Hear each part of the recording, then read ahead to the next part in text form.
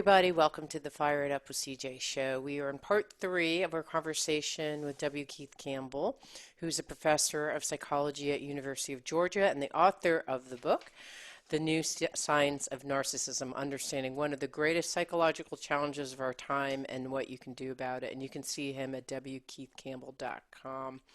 All right, so I wanted, in the last segment, we were talking about, you know, that you could actually get it's a personality trait, therefore you can change. And you had said that there are different, clinically people look, how can we heal this vulnerability?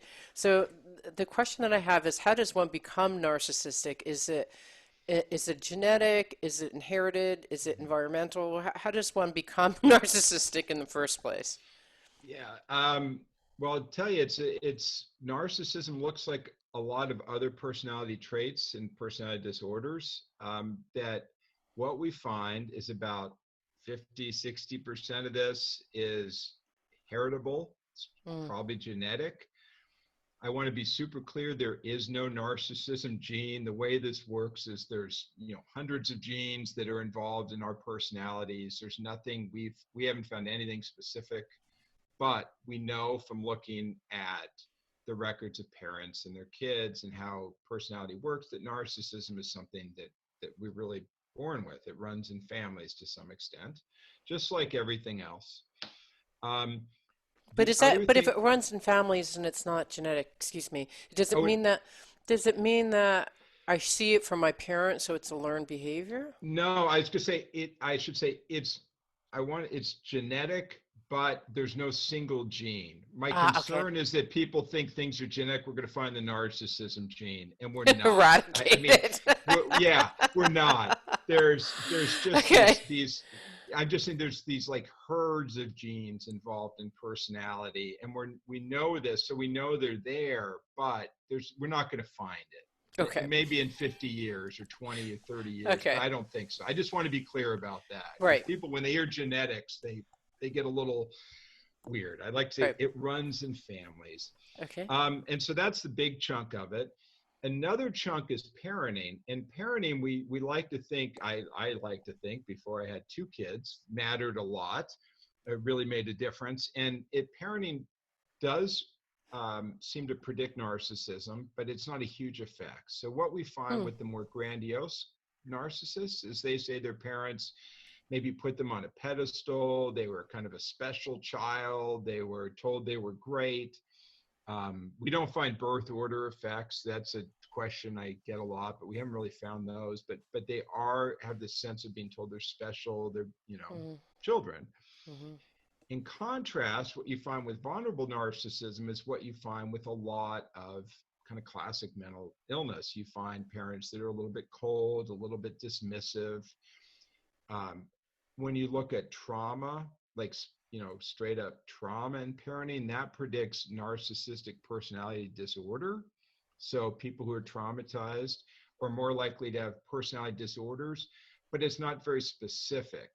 Meaning that if I find somebody with a personality disorder like narcissism or any other one, they might have experienced childhood trauma, but childhood trauma doesn't tell me if you're going to be narcissistic or schizotypal or borderline or anything else. It's not very specific, if that makes sense. Yeah, but the disorder is usually related to you may be narcissistic, but you may not have a disorder unless there's some type of traumatic incident that occurred. Okay, got it. Okay, got it. So, and then I was going to say the other piece is that there seems to be this non-specified, just what happens in your life. You pick up from culture, your friends, the media, the TV, and that seems to be a moderate chunk of it as well. And we don't really understand that. Interesting. So 50% of it is inheritable. The other 50% is sort of kind of a combination of parenting. So does that mean our whole generation of people, we have a whole generation that are screwed up because we were all like, you're great, here's an award. Well, that was my last book. But yeah, that's what we did. I mean, but really the parenting's about 10%, maybe 15. It's not that much. And the rest, maybe 30-40% is more than just general environment. But yeah, we did that in 1980s in California. We decided we were going to raise the self-esteem of everybody in the country. As we started in California and it spread, and we thought we would do this so they wouldn't have problems. They wouldn't have kids out of wedlock. They'd be better students if they had high self-esteem. And then what we did is we said the way to give them high self-esteem is tell them they're special and unique. So we took a bunch of kids and told them they were special and unique. And self-esteem did go up in the country. I mean, we do have very high self-esteem in this country. But unfortunately, when you base self-esteem on being told you're special and unique, it's not really that useful. It makes you a little bit, a little defensive, I think. Ideally, you want to build your kid's self-esteem on honest accomplishment and loving relationships.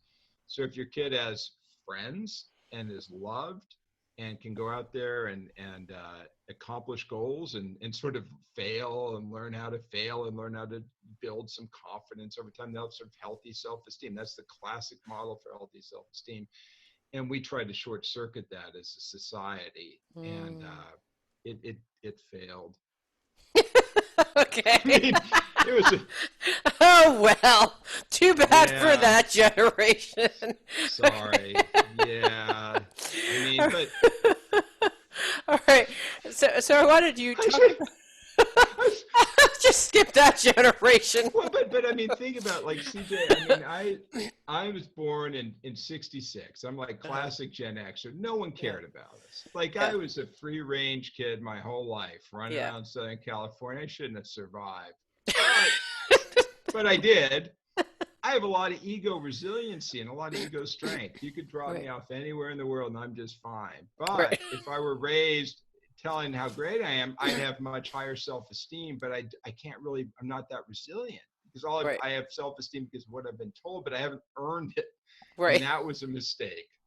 Well, this whole generation is getting a test in resiliency with COVID. So, they're making up for all of the trophies that they've been given.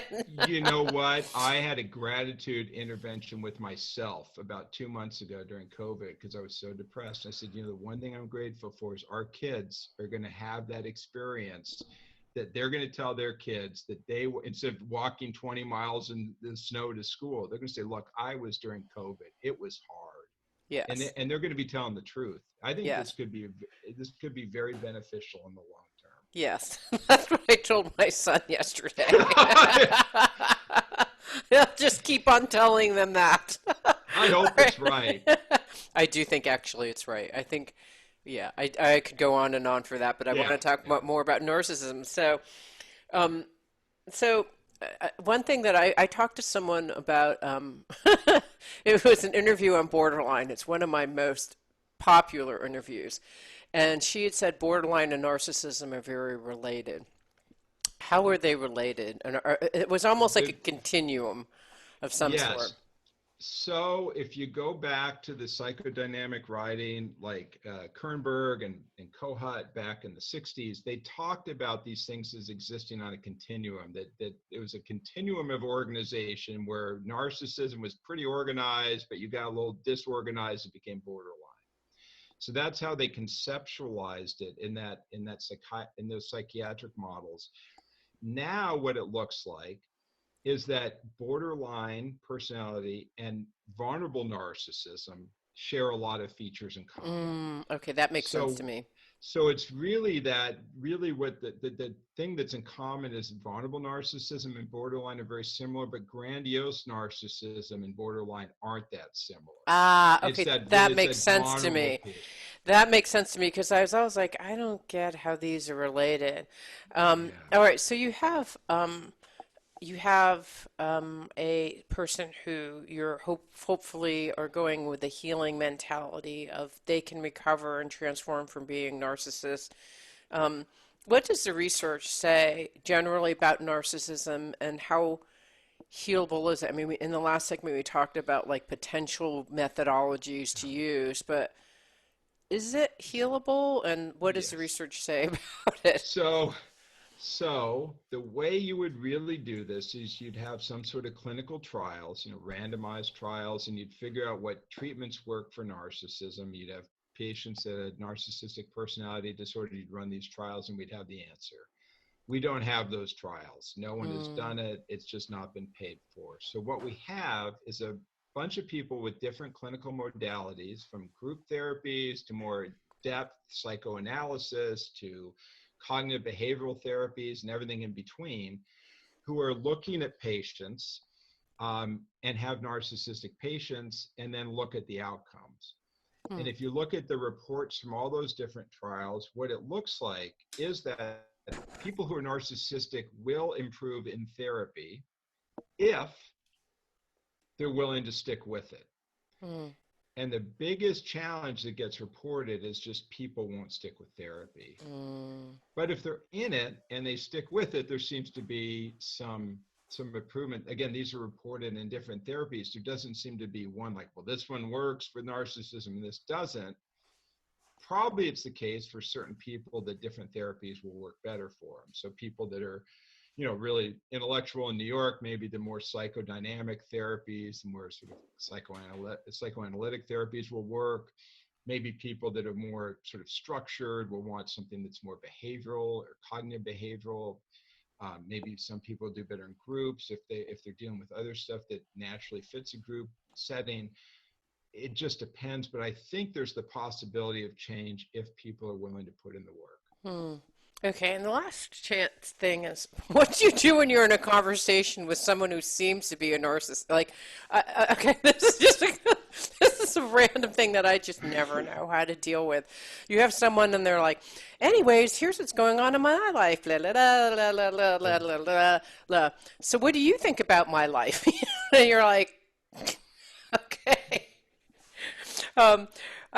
Let's use the last segment to talk about that if we have time, because I know it's at 10 o'clock and you have to go, but I want to ask that as just a personal, like, what do I do? Yeah.